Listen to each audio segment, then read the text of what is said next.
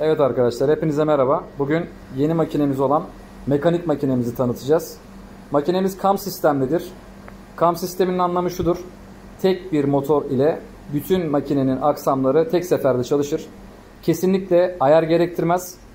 Size teslim edildiğinde makine yapılan ayarla birinci sigaranız neyse 1 milyonuncu sigaranız da aynı kıvamda ve aynı sertlikte çıkar. Hazırsanız ben sarımını göstereceğim size. Buyurun başlayalım.